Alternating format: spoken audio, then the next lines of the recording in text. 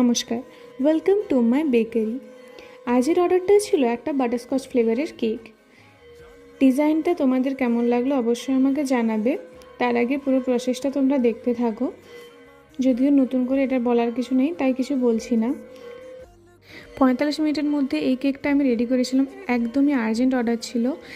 Bake করতে বসিয়ে দেওয়ার পর তারপর আমি ক্রিম রেডি করেছি। বেক হয়ে যাওয়ার পর সেটাকে ফ্রিজের মধ্যে দিয়ে ঠান্ডা করেছি, কারণ গরমের উপর ডেকোরেশন করা যাবে না, ক্রিম একদমই দেওয়া যাবে না। ক্রিমটার সঙ্গে সঙ্গে মেল্ট হয়ে যাবে, আর মেল্ট হয়ে গেলে তো কোনো ডিজাইন কিচ্ছু করা যাবে না, পুরোটাই নষ্ট হয়ে যাবে। তাই ফ্রিজের মধ্যে দিয়ে ঠান্ডা করেছিলাম, তারপর ডিজাইন করতে শুরু করেছিলাম। প্রথমে আইসিং করলাম, তারপর একটা এই সিম্পলের উপর এই ডিজাইনটা করেছি।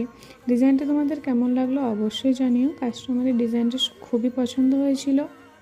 কাস্টমার সামনে দাঁড়িয়েছিল, তখন আমি এই কেকের ডেকোরেশনটা করেছিলাম। ভালো লাগলে ভিডিওটাকে লাইক করো। Thanks for watching. Hare Har